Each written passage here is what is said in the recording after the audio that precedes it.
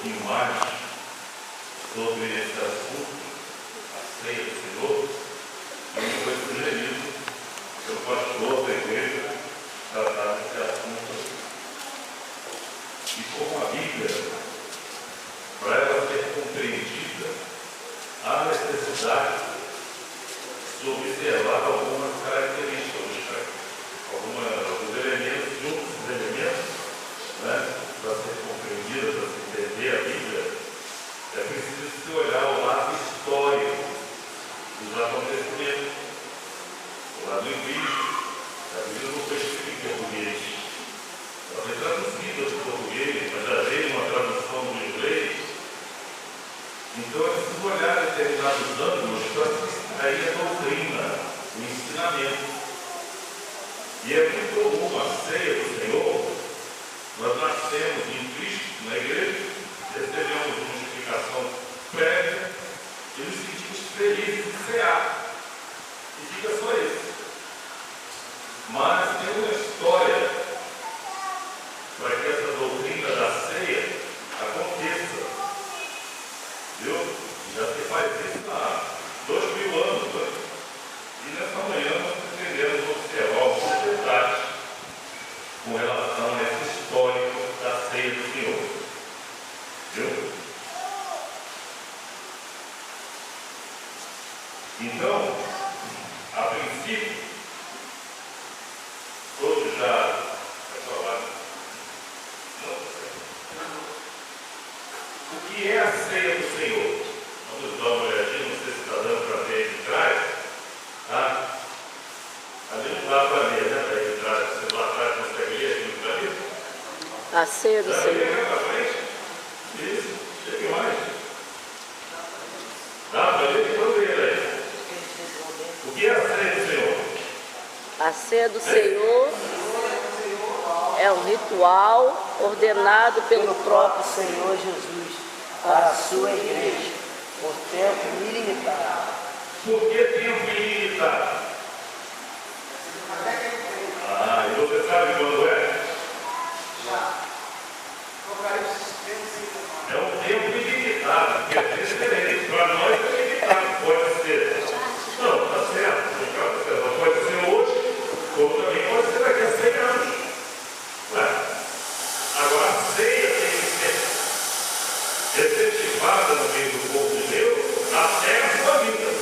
Então ela é um ritual ordenado, é a ordenança do Senhor, da sua igreja, até o tempo perfeito ali embaixo. Vamos ver ali que tem mais ali. Aí você já viu o que é a ceia do Senhor, mas tem uma outra significação.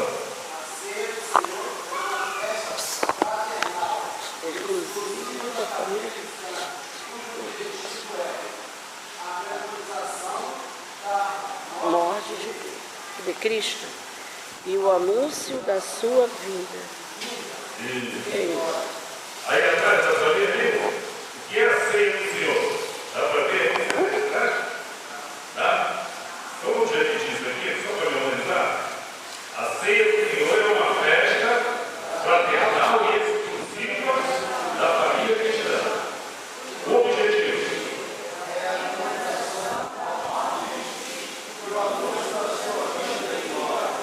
Esses são os objetivos da ceia do Senhor, esses dois.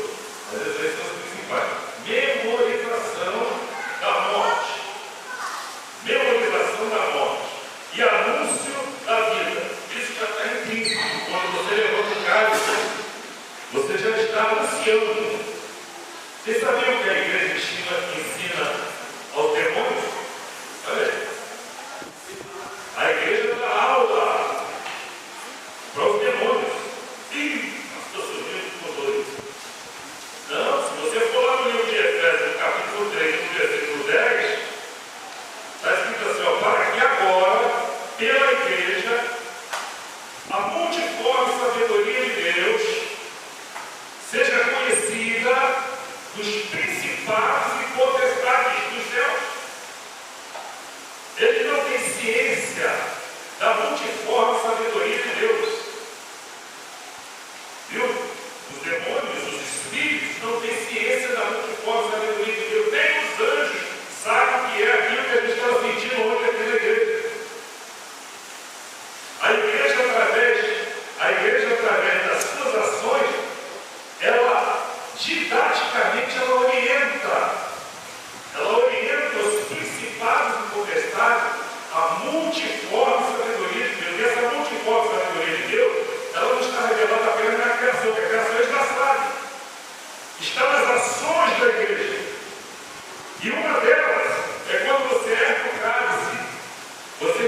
anunciando. Olha só, sem falar.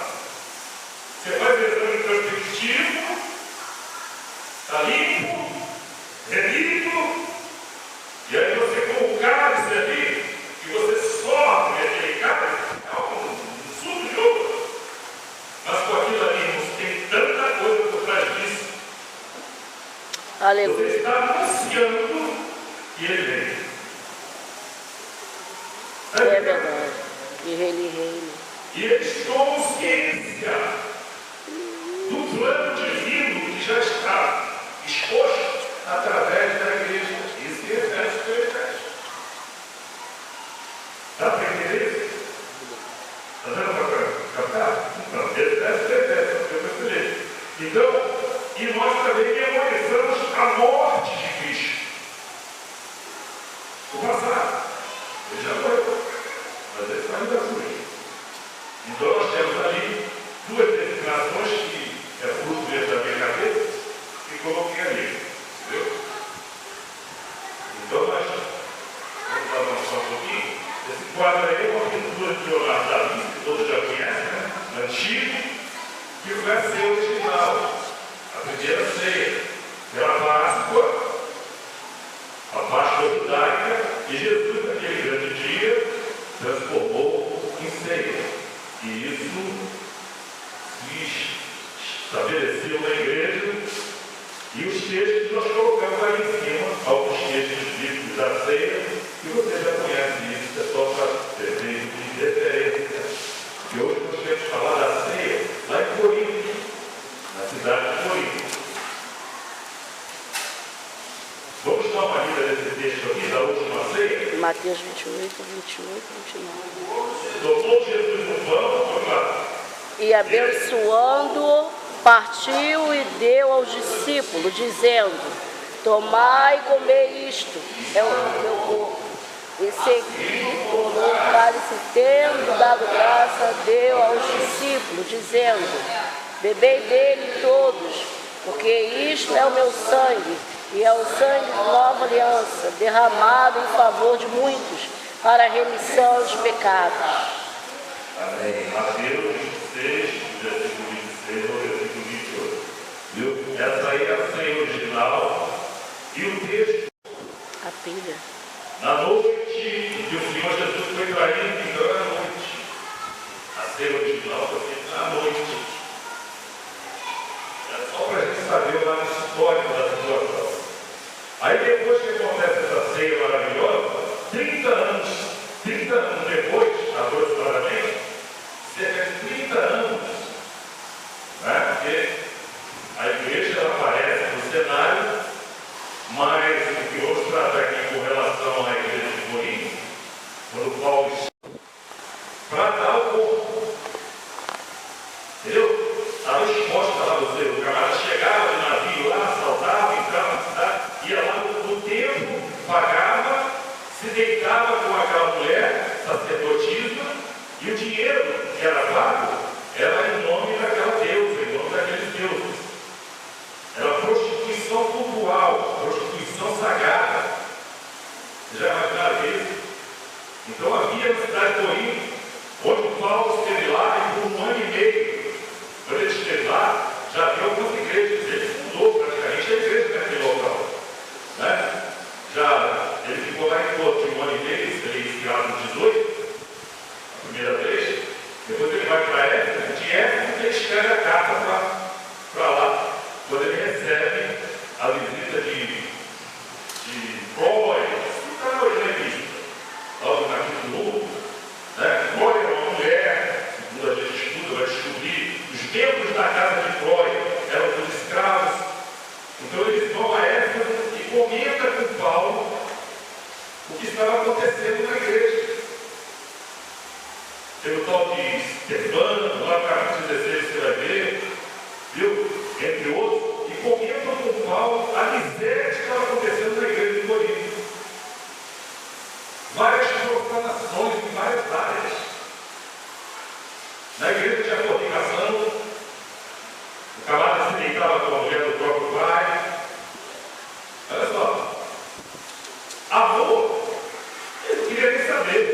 Por isso isso Paulo escreve um capítulo inteiro para eles falando de amor. Capítulo 13. A igreja recebeu todos os dons espirituais. Capítulo 1, versículo 9, para Deus, você vai ver que ela recebeu todos os dons espirituais. Nós estamos fazendo bagunça com os dons espirituais. Capítulo 12 do livro de Coríntios, da Epístola, e o capítulo 14, vem falando do como eles deviam agir com o dom de línguas, a ordem, o culto, como era. Eles não criam em ressurreição. Acreditavam na ressurreição de Cristo, mas não na ressurreição de si. Paulo escreve no capítulo 15, todinho para eles, falando de ressurreição. Havia uma confusão matrimonial na hora do casamento entre eles. Paulo escreve no capítulo 7, falando sobre o casamento. E o capítulo número 11 vai tratar dessa parte da ceia, que eles faziam bagunça na ceia, profanavam a ceia do Senhor. Então era uma igreja centrada num local cheio de idolatria, viu? E aí o apóstolo se vê na obrigação de escrever para eles que ele amava a igreja, ele amava os crentes de lá, porque foi primícia, né, do ministério dele ali. Ele chegou lá todo penetrado, já tinha vindo de Tessalônica, ele tinha vindo de Bereia, ele tinha vindo de Filipos, e Filipos ele tomou uma surra muito grande, com Silas, todos aqui conhecem. Então quando ele chega em Corinto, ele já chegou arrebentado, e aí quando ele explana a palavra que fica ali, deu muita confusão naquela cidade, isso era Bíblia. Até os principais da sinagoga, Atos 18, você vai ver, da sinagoga judaica que tinha naquele local, se converteram a Cristo.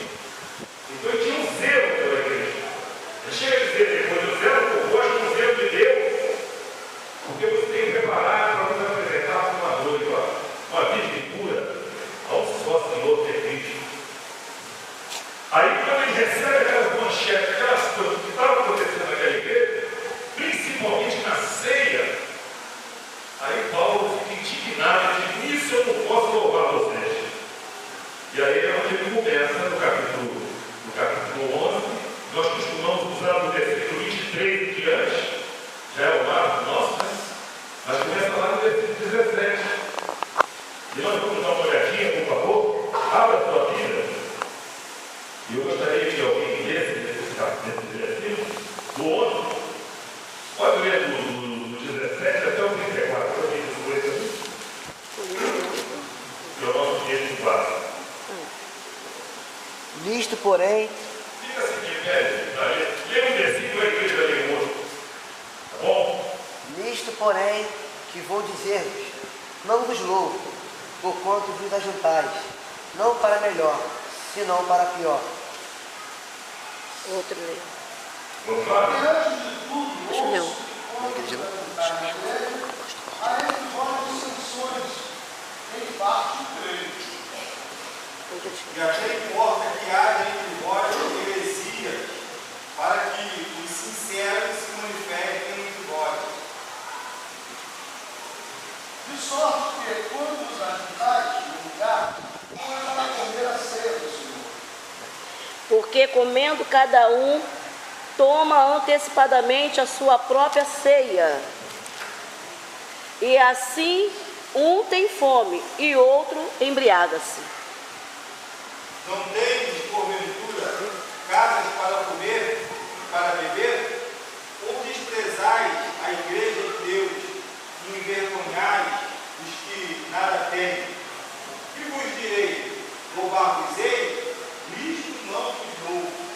Porque eu recebi do Senhor o que também vos ensinei, que o Senhor Jesus, na noite em que foi traído, tomou o pão.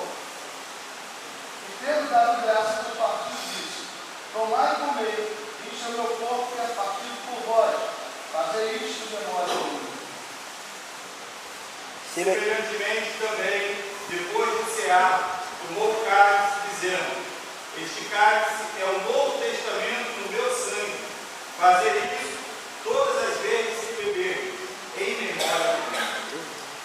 Porque todas as vezes que comerdes este pão e beberdes este cálice, anunciais a morte do Senhor, até que venha. Portanto, qualquer que comer este pão ou beber o cálice do Senhor, indignamente será culpado do corpo e do Examine-se, pois, o homem a si mesmo, e assim coma deste pão, e beba deste cálice. Porque o que come e bebe indignamente, come e bebe para sua própria condenação, não discernindo o corpo do Senhor. Por causa disso, há entre vós muitos fracos e doentes e muitos que dormem. Porque se nós julgássemos a nós mesmos, não seríamos julgados. Mas quando somos julgados, somos repreendidos pelo Senhor, para não sermos condenados com o mundo. Portanto, meus irmãos, quando vos ajuntais para comer, esperai uns pelos outros. Mas se alguém tiver fome, coma em casa, para que não haja divisão de bens para a condenação. Quanto às demais coisas, ordenai quando for conhecidos. Amém? É o texto já super conhecido, principalmente aqueles que não faltam a ceia, né?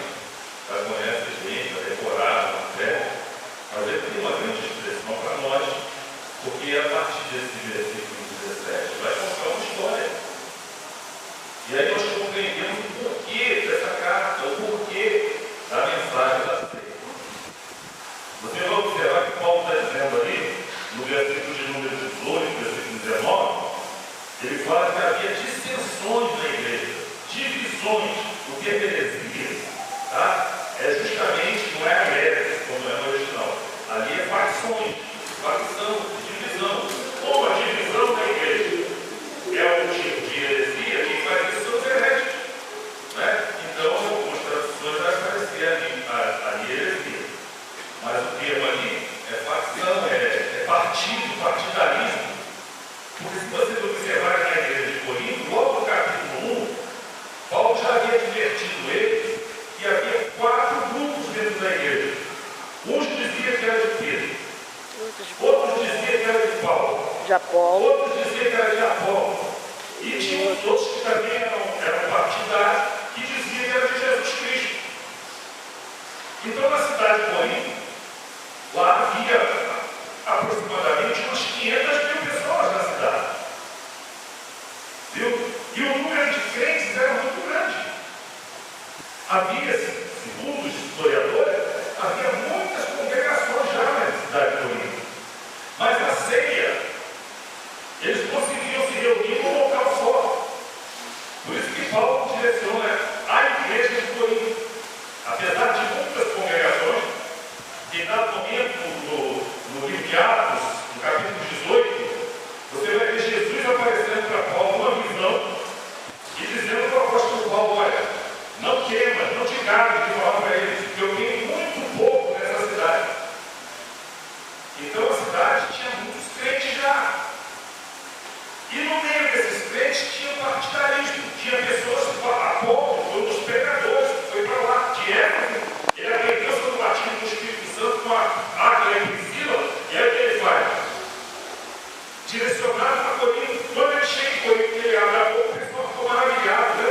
Aí todo mundo seguindo Paulo. Né? Todo mundo seguindo. Como acontece hoje? Né? Tem uns líderes aí que são seguidos. As pessoas não querem saber de outro local. Né? Então seguiam Paulo. Pedro, por ser judeu, e havia muitos judeus que se converteram ali, todo mundo ligado em Pedro, que era Cefas. Todo mundo ligado em Paulo, que foi o introdutor do Evangelho. Então, partidarismo. Agora, no dia da ceia, quando eles se reuniam naquele determinado lugar, aí aconteciam essas divisões. Eles esqueciam do objetivo da reunião e aí criavam situações. Havia muitos escravos naquela época. Parte de quase metade das cidades dominadas pelo Império Romano. A maioria era de escravos. Tá? Você vai ver Paulo escrevendo a Filemon a respeito do escravo Onésimo. Então era comum ter escravos. Muitos escravos convertidos. E aí o que vai acontecer? Muito tipo de acepção havia naquela época para aquelas pessoas. Viu? Então o apóstolo Paulo vai dizer para eles que até importa que haja heresia, ou seja, dissensões. Agora no versículo 20, dá uma repetida aí, você que não leu aqui no versículo 20 que ele diz.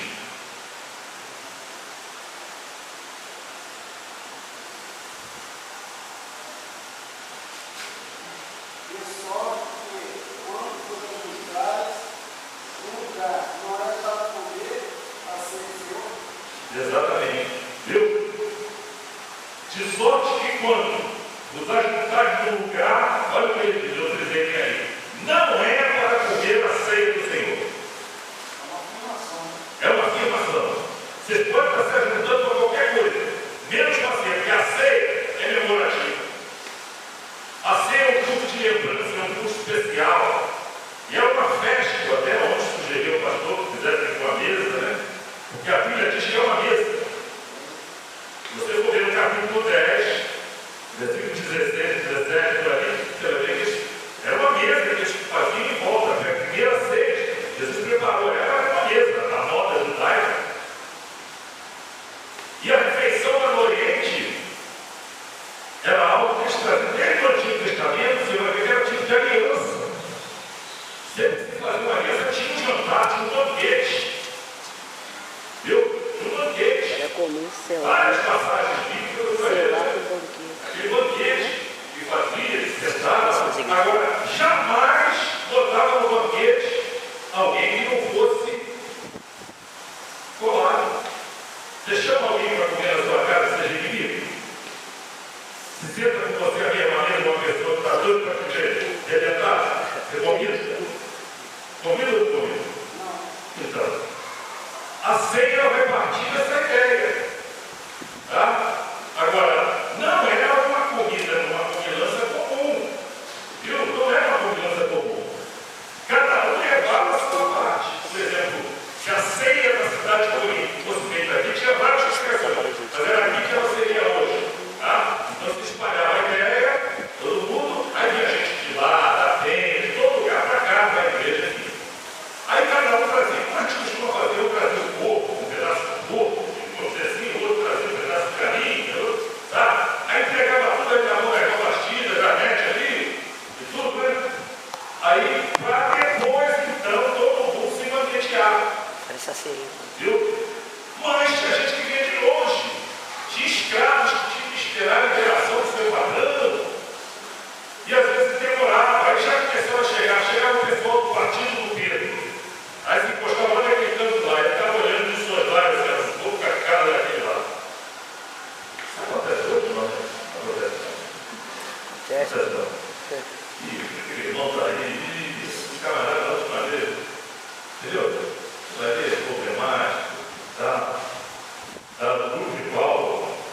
Aí no grupo de Paulo está virado, e a pessoa vai ter a bola, aquela raça ali, vou te contar, eu não vou nem na batata dele, porque, entendeu? Não dá, a gente não compra. Nosso santo não combina, é assim. Meu santo não vai com ele. E olha que está todo mundo no local, obedecendo a ordenança do mais amado de todos, Jesus, mas com essa ideia. Aí hoje ele vai dizer aquilo ali, quando nos ajuntais num lugar, quando se congregam num lugar, pode estar para fazer qualquer coisa. Trocar figurinha, bater papo, comer a peça. Mas o objetivo vocês não estão cumprindo. Não é para comer a ceia do Senhor. Viu? Isso é ensinamento para nós. Porque o negócio é mais sério do que nós imaginamos. Eu fiz aquilo ali, eu sou um X dele, eu vou compatibilizar, porque está ali escrito. Então,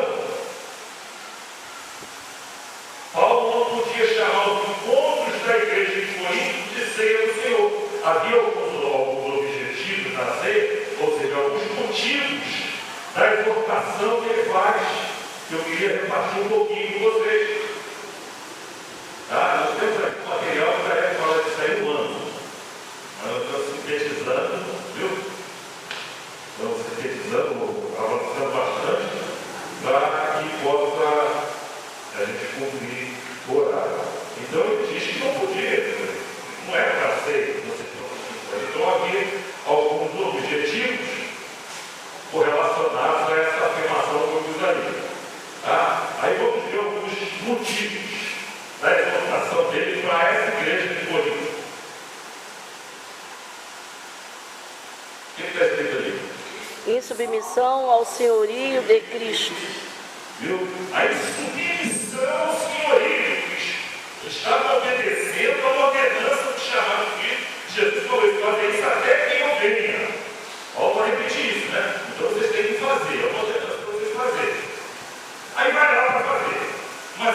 todo o objetivo.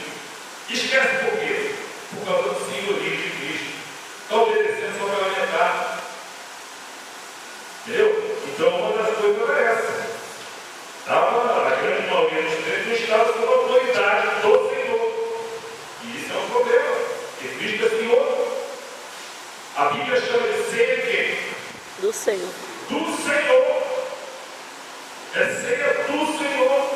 É dele. É você se sentar na mesa, tá? No qual o Espírito Santo te conduz ali para obedecer diversos fatores.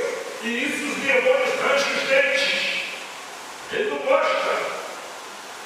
Porque é a família reunida. É a família que vai morar no céu reunida. E não tem repartição. Cristo é Senhor de todos. Amém, Jesus. Ele é meu Senhor. Viu? Antes diz o texto divino, santificai a Cristo como Senhor dos vossos corações. Antes de santificar a Cristo como Senhor dos vossos corações. Cristo como Senhor, curios, é Senhor de escravos. Eu peguei curios. Não é aquele Senhor que a gente fala, sim Senhor, sim Senhor, sim Senhora. Não. É Senhor no qual os escravos, vamos dizer assim, não eram dignos nem de olhar de frente para ele. Falava o Senhor da época lá. Conversava com os escravos senhorzinho, de cabeça baixa, você vê aí nas novelas aí que você gosta de. Tem gente que não gosta dela. Tem novela aí que as pessoas não querem. Fala de escravos. Então, Senhor, e eles por isso não estavam debaixo desse senhorio. Aí faziam o que achavam que devia fazer e não o que foi ordenado para fazer. Nós vemos aí o primeiro motivo dessa que deu origem à exaltação paulina. O segundo. Má consciência. Má consciência. Ora, nós vamos observar que sendo uma festa pertencente ao Senhor, não havia neles a consciência de irmandade. Estava faltando neles aquela consciência, não, nós somos todos irmãos. Fomos lavados pelo mesmo Sangue. Fomos lavados pelo mesmo Sangue. Você tinha mais pecado que eu? Hã? Você tinha mais do que eu? Agora o mesmo sangue lavou todos os nossos pecados. É uma coisa muito interessante isso, nós vamos abordar agora dentro da tempo. Então eles estavam, todos pertenciam ao rebanho de Cristo, estavam desmerecendo isso. Não tinha aquela consciência de amistosidade, de fraternidade, de se juntar, de felicidade, assim, de ver o irmão e ficar todo alegre. Eu ontem vi um abraço do Silão aqui com o Cláudio, que aquele abraço não devia ser filmado, não sei se alguém filmou, devia ficar toda a vida, viu, para a posteridade. Não é verdade? Aquela saudade, aquela coisa que, olha, eu não tenho vínculo nenhum com aquilo que une a gente. Não é? Mas existe um Espírito Santo. E a Bíblia diz que se andares na luz, ó, no plano superior, assim como ele na luz está, quem completa? Temos comunhão uns com os outros. Nos purifica de todo pecado. Tem que estar na luz. Não é um na luz e outro nas trevas. Aleluia. Um na luz e outro querendo repartir. Aí não precisa me ensinar. Não precisa se sentar na mesma mesa.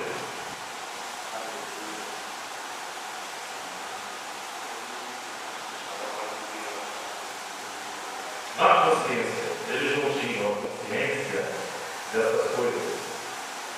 Eles, inclusive, aquilo que é santo, demérito do que é santo. Olha isso. É tirar o mérito. Viu? Tirar o mérito daquilo que Deus havia santificado. E profanavam algo que é santo. Porque não ligava, tratava de qualquer maneira e tal. Infelizmente, as pessoas estão fazendo isso em alguns locais. Esquece completamente a consciência. Esquece que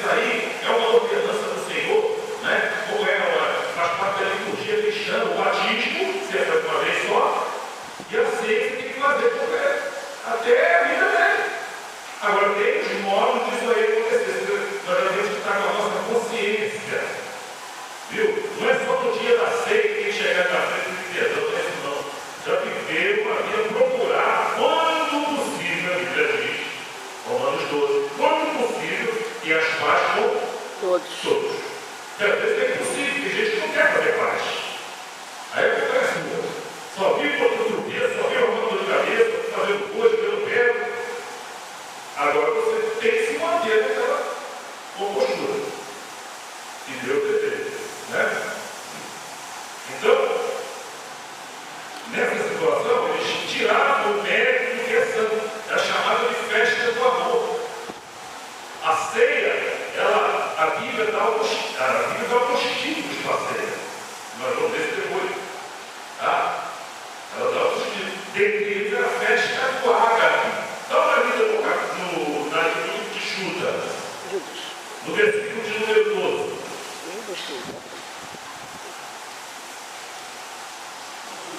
Sim.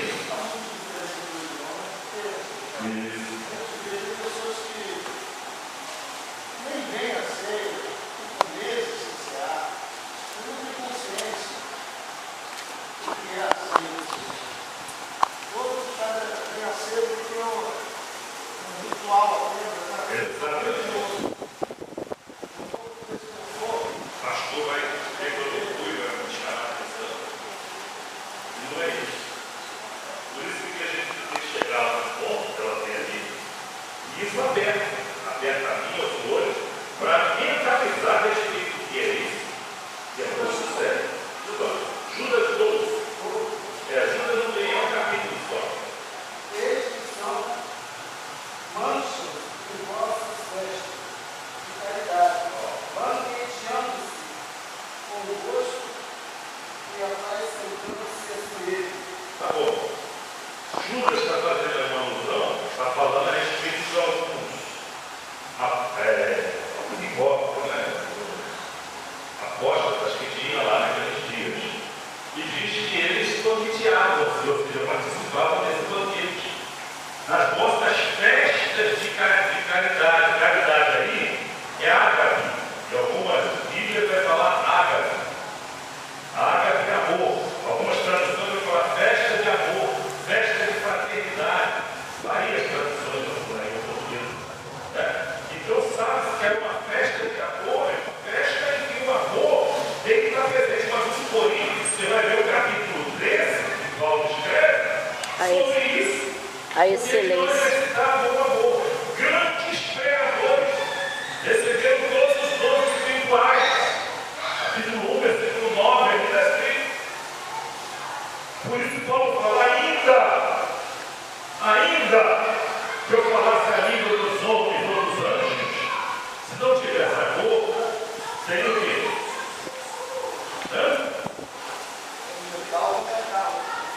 Seria o quê? Um metal contínuo. Ainda que eu repartisse, porque na ceia tinha isso. As pessoas traziam coisas para repartir. Mas ele diz, ainda que eu repartisse os meus bens com os pobres.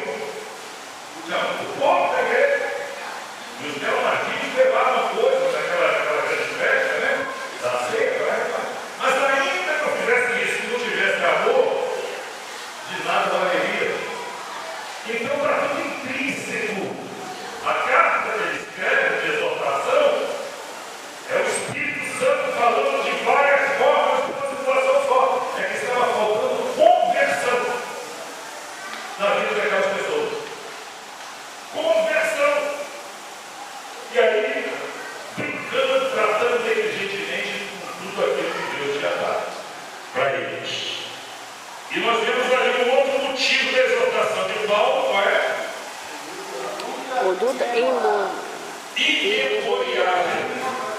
É uma conduta que ela não fica assim. Vai falar aí, cara. Não. A palavra que a gente não usa é de memória. Imemoriável. Ou seja, o objetivo daquela reunião estava mal direcionado. Eles não estavam direcionando o objetivo daquela reunião para o local certo. Que é para memorizar. Numa ceia, irmãos, eu já dirigi ceia alguma vez. Às vezes eu faço as pessoas se levantar, peço por favor, as pessoas que se levantem do plenário para citar textos da crucificação. Viu? Para ver se consegue lá. Porque você consegue com a sua mente se transportar. E é isso que o Senhor deseja que aconteça. Tá? Aquele transporte até Jerusalém para visualizar aquele dia. Aquele memorável dia. Viu? E que duas culpas e as minhas estavam sobre ele. E o Senhor não quer que nós esqueçamos disso.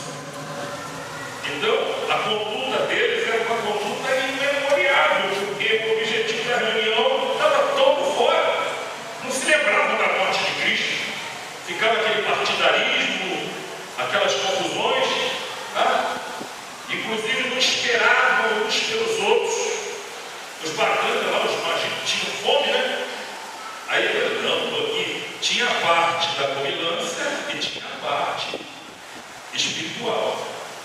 Era do pão e o cálice, né? Aí eles pegavam e se matavam. Eu trouxe bota logo meu perdeu, bota aí, eu vou comer logo e tal. Não não posso passar de meio-dia sem comer, não posso passar de 8 horas da noite sem comer, aquela confusão toda, né? E aí os pobres coitados que vinham de longe, tem um que trouxe um pernil, o outro trouxe um ovo cozido, coitado, era o que ele podia, tá? Toda vez que vem, nunca traz nada, não sei o que, deixa ele lá, vamos fazer nós aqui. Além do partidarismo, ainda havia essas acepções. Aí no versículo 33 você vai ver o apóstolo Paulo falando, né? Para esperar uns pelos outros. Eu passei vergonha aqui que uso esse texto de forma inadequada. Tem igreja que todo mundo ceia junto, o pastor dá a ordem, né? Todo mundo come, ninguém come, aí depois ele vai dar a ordem. Todo mundo pode comer agora. Depois já serviu todo mundo, né? Tem mal nisso. Já serviu todo mundo, aí ele dá a ordem e todo mundo mastiga.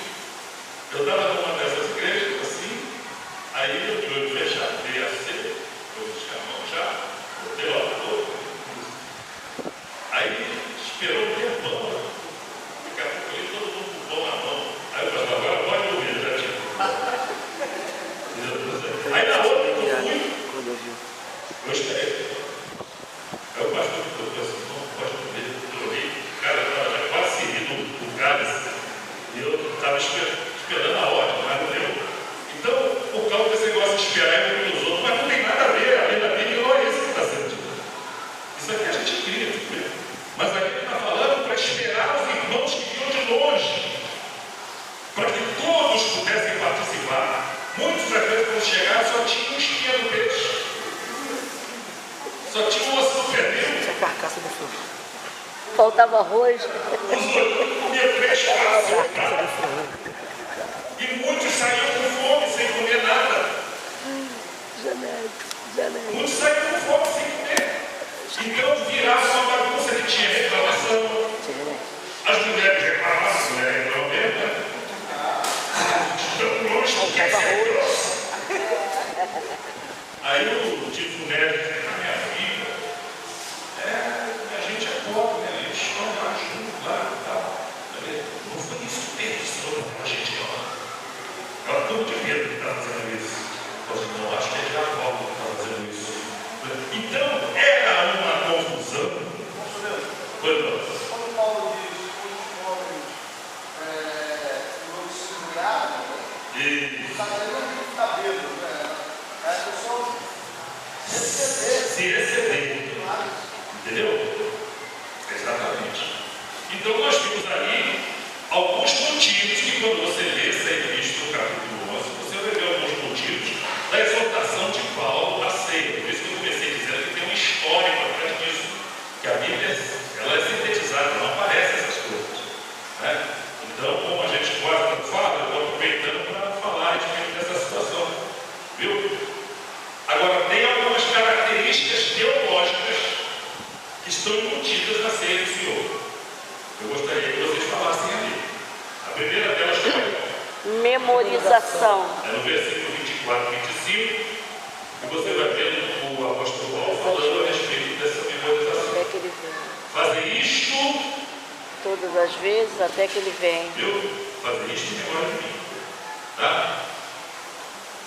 O 2 ali, qual a outra característica teológica que é? A volta de Cristo em glória. Ela vai falar de escatologia. A ceia fala de escatologia. Ela fala da volta de Cristo. Até que eu Venha. venha. Viu? Até a volta de Jesus. Então é algo futurístico. Ela vai falar disso. A outra característica teológica da ceia é Juízo. juízo. Por isso há entre vós pessoas que estavam debaixo do castigo de Deus. Ali era Deus castigando Fracos e doentes. multidão de gente, segundo a história, crentes na igreja de Corinto, doentes, procurando médico, pedindo oração, tudo doente, porque não estavam discernindo o corpo do Senhor. Não é diferente. Mas a incredulidade, né, ela tira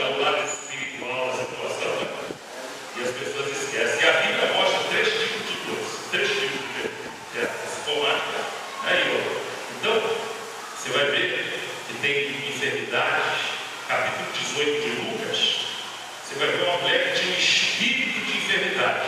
Já leram aqui a respeito? Aquela curvada. A Bíblia fala, no capítulo 18, que ela tinha um espírito de enfermidade, era um demônio. Jesus fala que era o diabo que tinha castigado aquela mulher. Então existe espírito de enfermidade, ou seja, enfermidade imposta pelo diabo na vida da pessoa. Viu? Assim que Jesus chega ali e liberta a mulher, libertada daquela enfermidade. Você vai ver na Bíblia também, até no livro de Apocalipse, o Senhor Jesus falando com uma mulher com o nome de Jezabel, que estava reunida na igreja de forma inadequada, ele dizendo que ia julgar aquela mulher no leito. Já leram a respeito? Né? Capítulo 2 ou 3 de Apocalipse. Viu? E você vê na Bíblia Deus julgando no leito. Deus pode fazer o que quiser para efeito, tá? Para efeito de conversão da pessoa. O apóstolo Paulo nessa carta, ele fala com relação àquele rapaz que treinava uma batalha. Exatamente. Ele explica o vosso, para Satanás, a carne entregue na mão do diabo. Então existe a enfermidade imposta pelo diabo, existe uma enfermidade imposta por Deus. Você vê isso no Antigo Testamento, no Novo Testamento, tá? Também. E você vê a enfermidade de ordem natural. Trófimo, Paulo deixa o Trófimo doente.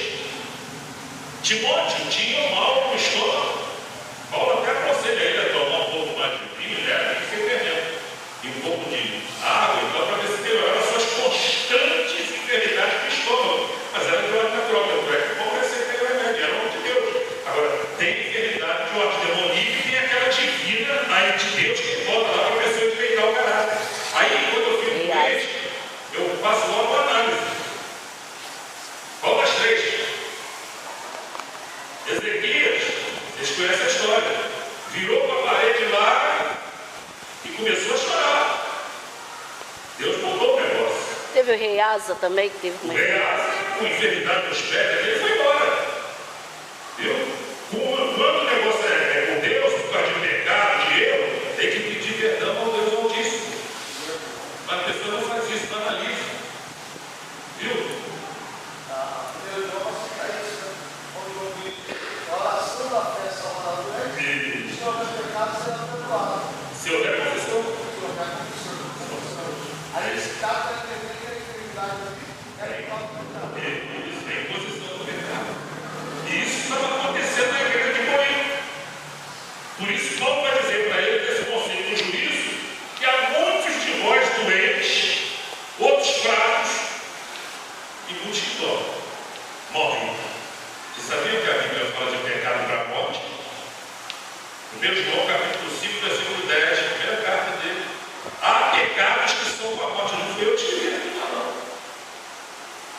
Há pecados que são para a morte e há pecados que não são para a morte. E morte aí é morte.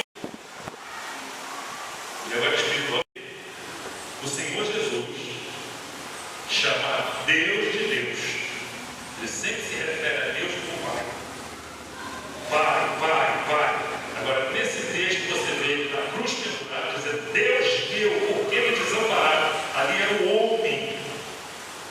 O Deus não morre, era o homem Jesus morrendo por nós. Diz os eruditos que naquele momento, né? Os eruditos aí, isso, não sei com que base, mas diz que ele virou, o pai virou o rosto do seu filho, porque meus pecados estavam sobre ele. Os meus também. Virou o rosto. A natureza se revelou. Ficou tudo escuro. Quando abrimos o capítulo 9 ou 8 do livro de Amós, nós vamos ver ali a profecia desse dia. Tudo escuro.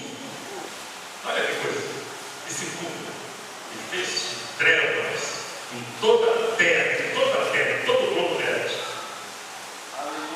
E na hora sexta, era meio-dia, o sol a pino lá em Israel.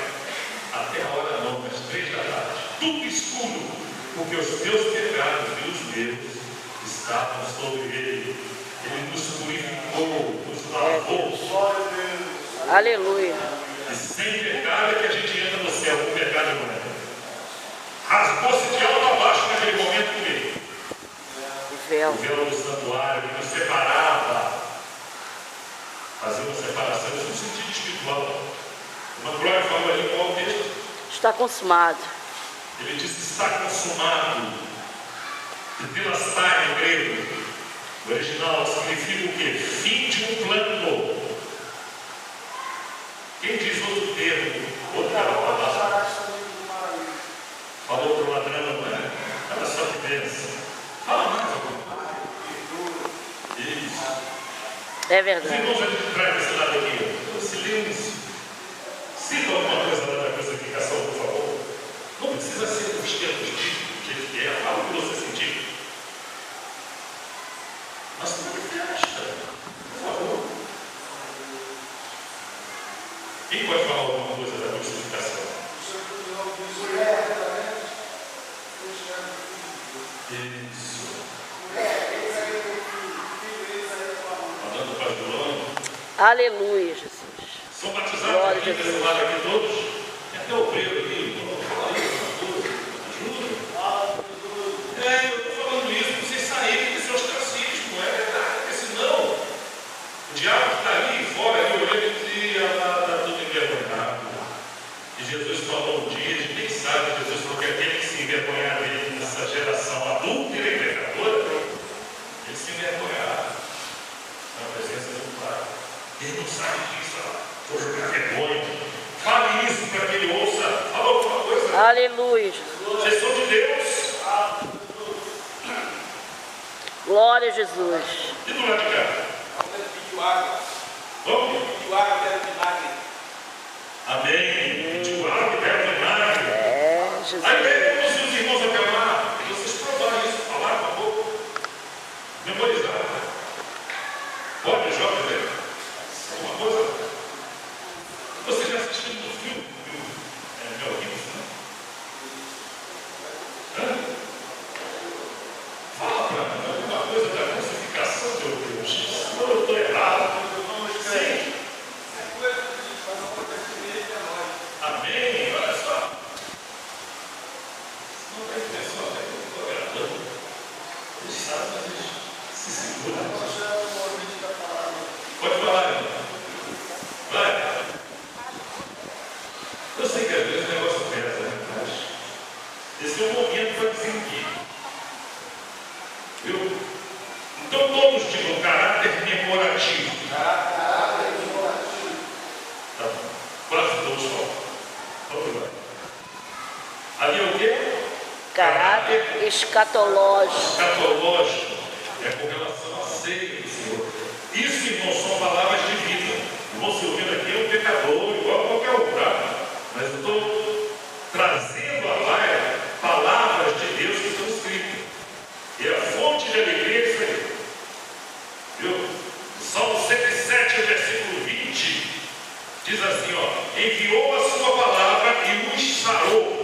Diz que lhe era mortal. E os livrou do que era mortal. Enviou a sua palavra, os curou, os sarou. No momento que a palavra de Deus está exposta, tem coisas acontecendo na outra dimensão. Na divisão da sua alma, do seu espírito, nas células que estão, às vezes, cancerígenas, e você nem sabe, e o diabo já jogou. Uma célula que tem que aumentar um microscópio 1 milhão de vezes para ver uma célula, mas ela já está com câncer lá, viu? E você é crente, e o capeta impôs, tudo jogou lá, a célula está ruim. Ajuda as medulas, está lá, tudo. Daqui a pouco vai colar na outra, vai ferir a outra também. De repente, até isso explodir, deve ter vindo. Mas de repente, o ano que vem, mas hoje é o dia que Deus determinou para a tua cura, se você citar a palavra dele. Porque a palavra cura. A palavra cura, ela penetra das juntas e medulas. Então, nesses momentos que estava tendo uma instrução, faça isso. Abra sua boca e diga: eu vi Jesus na mente, lá na cruz, pendurado. Então não se envergonhe em nome de Jesus Cristo. Porque de repente é hoje que essa mensagem aqui está penetrando lá na gente, você não está vendo, está vendo aqui um crioulo lá e tudo falando, mas não sou eu, não foi eu que escrevi isso. E nós estamos aqui por causa dessa palavra, não é? E é, faz o se a gente deixar. Vou insistir, alguém quer falar da crucificação desse lado de cá? Alguma coisa? Eita coisa boa! Olha que maravilha! Parabéns! Divisem a sua mãe. Aí eu digo, está tudo certo. Divisem a sua mãe. Eu vou te Mais falar. uma palavra Que de confissão. E clamando Jesus com grande voz, disse: Pai, as tuas mãos encomendo o Espírito. Amém. Amém. Resolvido. Agora nós vemos ali o segundo caráter. Esse é para memorizar. O primeiro. O segundo já vai falar de escatologia, da volta de nosso Senhor Jesus Cristo. Deu o caráter escatológico e anuncia que ele vem. Viu? Fazer isto em memória de mim até que Venha. a Bíblia fala até que venha, mas os textos voltam mais lá, é até que eu venha. Viu? E a ceia, ela fala que Jesus virá. Ela diz que Jesus, os anjos testificaram que ele vem. Isso. A Bíblia testifica que ele vem, aquele que, né? Mais um pouquinho de tempo, né? E o que vem, virá. Viu? Ele mesmo testificou que vinha. Ele disse que ia vir. Se eu for, voltarei. Eu vos levarei para mim mesmo. Para mim mesmo. E Paulo disse que nós temos que amar A sua a vida. sua vida. E tem gente que já esqueceu disso. Está nem aí. Olha que perigo. Perigo terrível. O Salmo 91, irmãos, ele tem uma revelação que Deus uma vez me deu ali, que a gente gosta do Salmo 91, diz que 1000 cairão ao teu lado, e 10 à tua direita. Ó. De que lado que cai 1000? Esquerdo, 10 quilos. É 10 vezes mais do que cai à direita. Direita é o lado da perfeição. Ali é figurativo. Mas tudo não será atingido que tu habita lá, tu está ligado lá em cima. Os 1000 que caem, é o impedimento mesmo, diz: eu já nasci assim, vou morrer assim. Eu já vi gente dizer isso. Negócio de Bíblia aí, não quero saber. E morre, budista aí, vai embora. 1000. E os 10 mil? Que à direita. Tudo dentro da igreja. Nem todo que diz que Senhor, Senhor, entrará no reino do céu. Tudo dentro da igreja, envergonhados com as coisas do Senhor e não com as coisas do mundo. Desligados com as coisas do Senhor e não com as coisas do mundo. E nós somos um povo especial. O que mais? Zeloso e de boas obras. E olha, a doença da ceia que o Senhor implantou no caráter de juízo é justamente por não discernir o corpo. O versículo 29, capítulo 11, versículo 29, ele fala que é não discernir o corpo. E o corpo do Senhor ele vai aparecer. O corpo físico dele da morte. E a Bíblia se refere ao corpo do Senhor referindo-se aqui. A igreja. Também.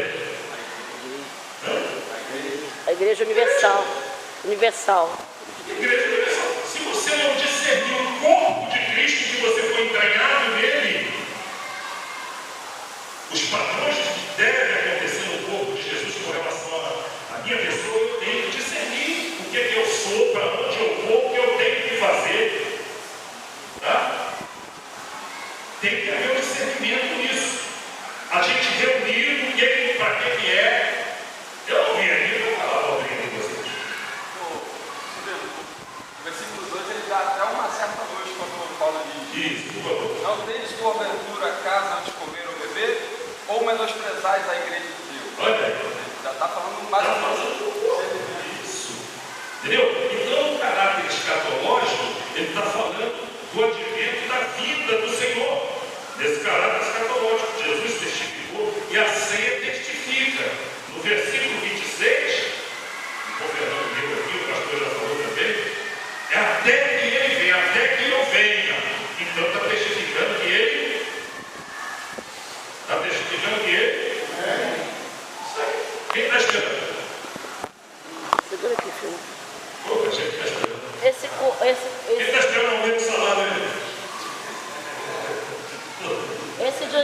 de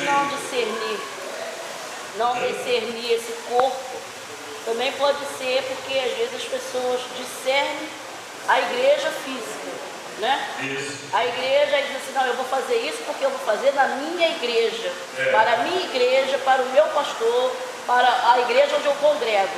E esquece que o serviço é para o corpo, é para a igreja e para o corpo de Cristo Universal que está em qualquer lugar. Porque na verdade eu sou crente em qualquer lugar que me botar, que esteja ali o corpo de Cristo representado pela igreja. Exatamente. O corpo espiritual. Então, quando Cristo vir buscar a igreja, não vai ser a igreja que tem um televisão só, é a igreja local. Tem que buscar a igreja universal, que parte dela já está lá em cima dormindo. Não foram aperfeiçoados, não serão aperfeiçoados, eles vão ser aperfeiçoados nos ares. Qual é a tua participação nesse corpo? Viu? No dia do arrebatamento, primeiro, os que dormem vão ser ressuscitados, né? Depois nós, os que ficarmos vivos, uma fração de segundo, e todos nos encontraremos com o Senhor nos ares. Então vai haver uma manifestação linda.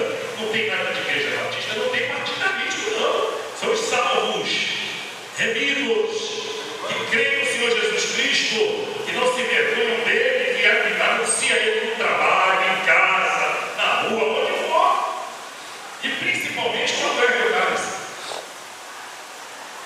Irmão Silvino, é muito comum às vezes a gente ver as pessoas dizendo assim, eu não vou fazer isso porque eu não fui chamado para fazer isso, isso é para a irmã fulana fazer, é para o pastor, é para o diácono, é para o presbítero, porque não discerne a posição que ele tem dentro desse corpo. Para que ele foi chamado e por quem foi chamado. Qual é o papel que ele faz dentro desse corpo. Não discernindo. Então há uma grande necessidade de se observar, de fazer observação com relação a tudo isso. Aí é possível a gente observar o advento da vinda de nosso Senhor Jesus Cristo entre esses dois simbolismos que são simbólicos. Tá? O pão continua pão. O suco de uva continua suco de uva. Não há transformação naquilo não. A Igreja Católica eles aboliram até o suco de uva lá, o vinho. Só o padre é que pega o vinho da vida de fora. Viu? E a hóstia, há uma industrialização grande de hóstias. Que a gente não quem já estudou fábrica de hóstias, já estudou lá? Mas isso vem com dinheiro terrível. Eu vi uma vez para recordar. Vem com dinheiro tremendo, sabe? Então, para o pessoal, aí quando ele mastiga, o cara vai botar na boca assim, deixa de derreter. Se mastigar, você está mastigando o corpo disso, não pode. Quem foi católico vai saber disso. Sacrilégio. Não pode, tem que deixar de derreter aqui, aquela coisa toda. Isso é uma coisa católica lá que não tem nada a ver com isso, não. O pão é para ser mastigado, mas o pão continua com sabor de pão, cheiro de pão, gosto de pão, e não deixa de ser pão. Tá? Estou abrindo parênteses aqui, que isso aí é uma coisa frente. Mas ele não deixa de ser pão. A doutrina é chamada de doutrina da transubstanciação, tá? Que não vou falar disso hoje, mas eles implantaram isso, então criou-se uma situação que hoje já existe nas nossas igrejas. Infelizmente, que as pessoas depois que terminam a ceia, aqui não, o pastor é letrado.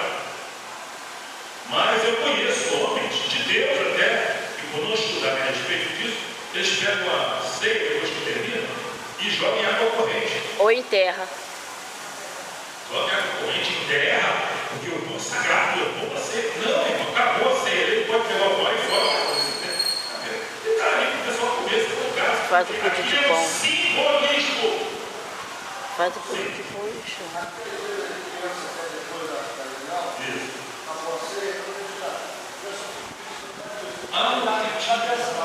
Por causa dessa concepção. Porque acha que aquilo ali é consagrado. A oração é para ser icônica. Representa o corpo de Cristo na cerimônia. Isso. Está simbolizando. Você está sentado no banco aí, tá? Você já mexeu o seu cheiro aí nesse banco. Então você fez alguma coisa errada. E aí, está vendo aí? Tem nada a ver, gente. Tem coisas que são símbolos, tem outras que são para ser utilizadas. Tá? O problema todo é aqui e aqui. Ó. Aqui é só para te levar a mente. Não. Isso usa um pão. Nós não O conhecemos. pastor Kleber estava lá em Maoeste, no pastor Cláudio, no meio dos índios, lá não tinha pão. Lembra o que ele usou para fazer a ceia lá dos índios? Pé de moleque. Usou... Pé de moleque. E Guaraná. O vinho lá não tinha. Ele usou açaí. A Guaraná. Guaraná, e lá tem muito, usou Guaraná. E sem água ali, falar em língua estranha, sentindo a presença de Deus, porque aqui é símbolo. Nós conhecemos um obreiro que pegou o pão, botou dentro do armário para ver prosperidade, pão da ceia. Tem gente que faz. É, verdade. Não faltar comida, Não faltar mantimento. quer um monte. Tem crendices na cabeça em relação a isso, mas não entre nessa não. Acabou a minha ceia, aquilo perdeu o valor. É que durante para forçar você uma lembrança. O pão é pão, o vinho é vinho. Para não faltar arroz e feijão. E o vinho é sem fermento, tá? É sem fermentação. Na Idade Média, teve judeus que foram acusados pela Igreja Católica de torturarem a hóstia. Foram presos por torturarem a hóstia. Olha só. Os crentes antigamente, lá na Idade Média, eles eram chamados de antropófagos, porque eles comiam o corpo de um homem que morreu e bebiam ainda o sangue desse homem. Então a mente humana é terrível, viu? Aqui é simbolismo. Agora o lindo disso tudo, eu usaria 25 minutos, tem o caráter de juízo. A gente gostaria de mexer. Já falamos aqui das enfermidades que acontecem. Em Corinto tinha muita enfermidade porque as pessoas não discerniam o corpo do Senhor. O processo com relação à igreja e também a mentalização da morte. Eles não observavam, eles não